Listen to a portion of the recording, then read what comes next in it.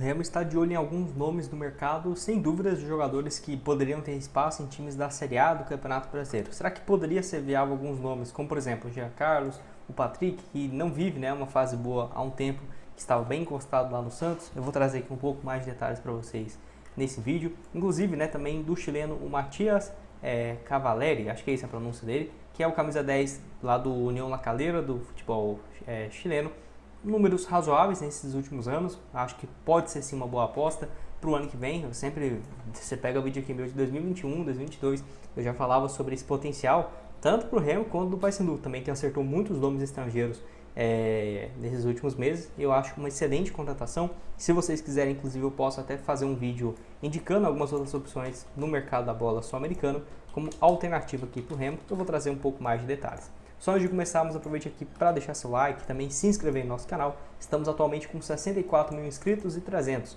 Bora chegar aqui até o final do ano em 65 mil, dá para a gente bater tranquilamente. E quando chegarmos em 70, vamos realizar um sorteio de uma camisa oficial do Clube do Remo. Então, 70 mil inscritos, chegamos, vamos realizar esse sorteio. Lembrando que nós postamos todos os dias vídeos, pelo menos aqui 4, 5 na semana do Remo, tranquilamente. Só na última semana aqui já são 7 vídeos postados. Então se inscreve para você não perder nada e ativa também as notificações, beleza? Se você quiser comprar a sua camisa, eu vou deixar aqui para vocês a opção da camisa do Remo. Tá aqui ó, R$ 249,00 e o boné também de R$ 89,90. Lembrando, você vindo pelo link aqui embaixo, você tem 10% de desconto em diversas outras camisas, de outros times que você quiser comprar. Tem aqui ó, por exemplo, de outro time, Flamengo, ou se você quiser, por exemplo, algum boné, qualquer novidade, gente, aqui na Foot Fanatics tem para vocês. Eu deixo aqui o link embaixo.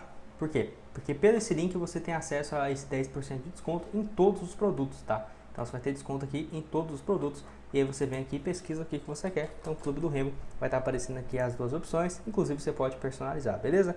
Então bora dar sequência. Eu quero começar falando sobre essa história do Matias. Eu vou deixar aqui também para vocês o mapa de movimentação. Vi muita gente falando que ele poderia jogar mais centralizado e tudo mais. Ponta direita, ponta esquerda, tá aqui o desempenho dele nessa última temporada. É bom que ele é bem versátil, também. Então, 25 jogos na liga, 23 como titular. E nesse período marcou na liga 2 gols e 2 assistências. Não são números assim de encher os olhos, mas eu até vi alguns lances dele aqui e ok, eu acho que é um jogador que poderia agregar. Eu torço pro Cruzeiro, ele jogou contra o Cruzeiro nos 2 jogos. Eu já tinha visto, ele assim, mas não me passou uma boa impressão e tudo mais. Sinceramente, não foi um nome que eu falei, nossa, vou deixar aqui um destaque no Matias Cavaleri. Não foi essa a primeira impressão, mas é um time também bem limitado, tá? Aqui no União La Calera, acho que mesmo com o Cruzeiro numa fase terrível, foi um dos times que menos deram trabalho, pro Cruzeiro, que o Cruzeiro venceu em casa, não foi tão fácil assim também, porque estava numa fase horrível, o Cruzeiro, e também fora de casa empataram em 0-0. Esse time aqui do Alianza, pelo outro lado, até lembro de alguns 2 jogadores deles e um também aqui do União, do Universitário do Equador, que fez uma boa partida. Mas não é por isso, até porque a nota média dele foi boa na Sul-Americana, 6,70, próximo também do que foi no Campeonato Chileno. Na Sula, eu acho que deixa eu ver se ele marcou gols, acredito que não, nenhum gol e deu uma assistência, tudo bem. E aí então na temporada, somando então 33 jogos. As últimas partidas dele foi no mês passado. O Campeonato Chileno se encerra bem cedo, no dia 10 de novembro, então eles ficam quase 2 meses e meio de férias, calendário bem diferente do que é aqui no Brasil. E o União La Calera, que é um time que, sim, sempre está aí na Sul-Americana, inclusive foi o 2º ano consecutivo. Ele que já teve uma experiência fora do Chile, porque ele tem dupla nacionalidade, tá? Então ele jogou na base do News Old Boys, passou aqui por outras equipes também, mas sempre com muito destaque pelo União La Calera. Ano passado foi números bem melhores, em menos jogos, 22 partidas, 4 gols e 3 assistências. 2022 mesmo, 7 gols e 3 passes. Então é um jogador que eu acho que vale a pena sim. Esse ano foi uma temporada perfeita? Não, números foram menores, mas ele sempre tem jogado como titular, 3 anos seguidos, só tem 26 anos de idade, então pode jogar de ponta direita, ponta esquerda, excelente contratação. Eu fico feliz mais por esse caso, de tentar um jogador que está no mercado sul-americano, certamente vai ter um salário menor do que os outros clubes aqui no Brasil pediria para alguns outros jogadores, então acho que nesse cenário acabou sendo uma boa opção. Deixa eu deixar essa plaquinha aqui do Black Card, e aí é uma boa alternativa sim para o ano que vem. Além disso, tivemos outra especulação, que é do Bosquilha, jogador que jogou pelo Operário nessa última Série B do Campeonato Brasileiro. Ele que disputou 17 jogos e marcou 4 gols. O Operário que brigou na parte de cima da tabela, por pouco não conseguiu uma pontuação para ficar ali no G4. E o Bosquilha, depois de muitos anos rodando, conseguiu aí ter um bom desempenho, vamos colocar assim. Por quê?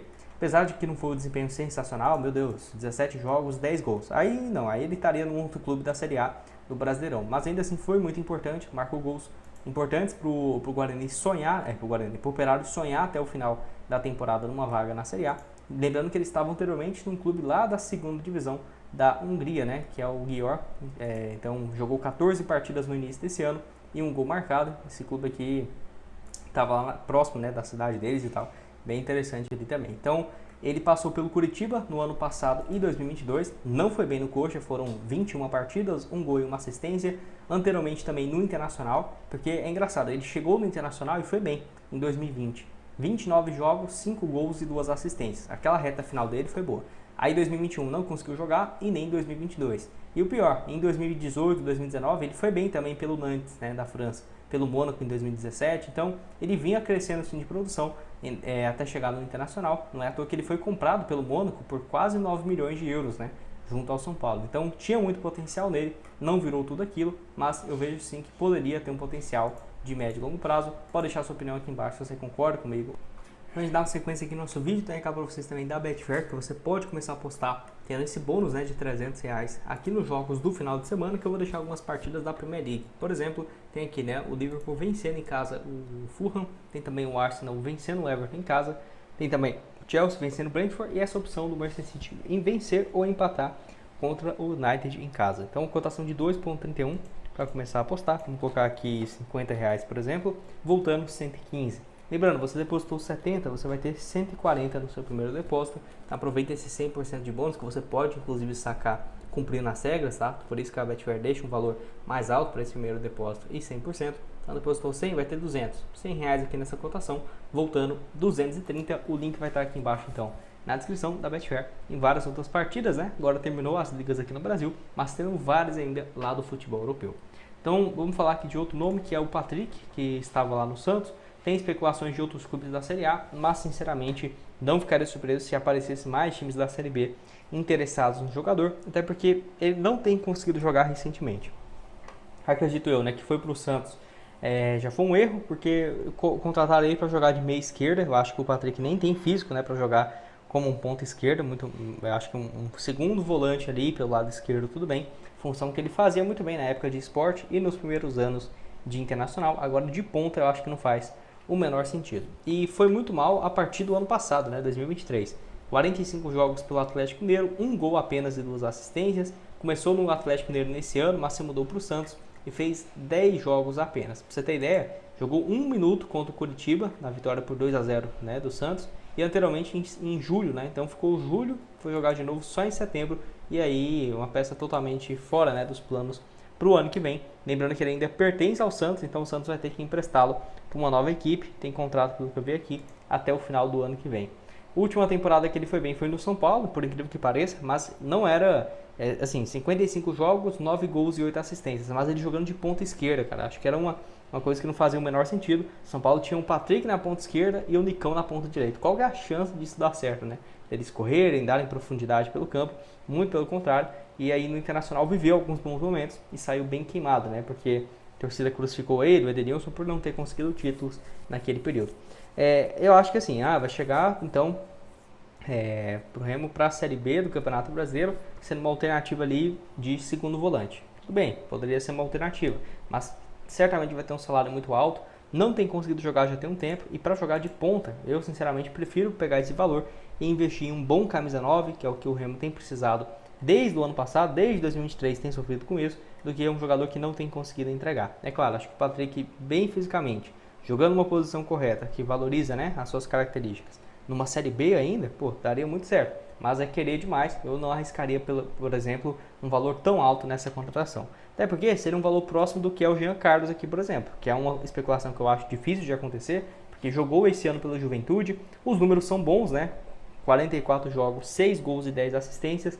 Na Série A cai um pouco esse desempenho, 22 partidas, 4 gols marcados e 2 assistências. Um camisa 10 ainda clássico, eu diria. Jogou contra o Cruzeiro, que é o time que eu torço. Foi bem nessa última rodada, até porque tinha tempo que ele não era titular, então voltou assim do nada, né, para o Juventude como titular. Até porque tinha tempo que o Juventude também igual nas vitórias contra o Atlético Mineiro, contra o São Paulo, ele nem entrou em campo, né? Então, assim, foi muito importante. O Juventude se salvou aqui nesse finalzinho, né? 2 jogos que era improvável de vencer e acabou vencendo.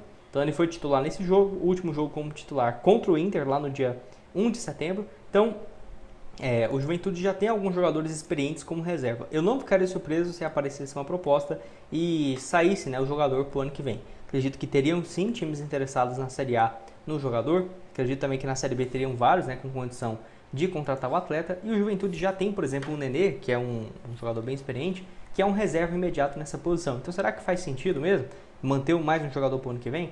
E a outra questão que fica o Remo vai ter essas condições de fazer uma investida? Eu acho que ele hoje pelo menos ganha próximo de 200, 250 mil por mês, até porque na época quando ele estava indo muito bem no Náutico, 2021, 2022 mesmo, na Série B, chegava a ter 25 participações em gols em 45 jogos. Foi para o Ceará com um salário alto, não teve um desempenho muito bom, o Ceará ficou na Série B do Brasileirão, e nesse ano teve uma participação razoável para boa, né? Uma temporada boa, assim, 16 participações em gols, é um número relevante, e na Série A, então, 4 gols e 2 assistências. Acho que uma Série B seria um grande craque, né? Um dos destaques. Pode deixar sua opinião aqui embaixo. Vai estar o link também da Volt para você comprar sua camisa do Remo. Tem também o link da Betfair e outras sugestões que já estão aparecendo aqui na tela final agora. Então é isso e nos vemos aqui numa próxima. Valeu, galera!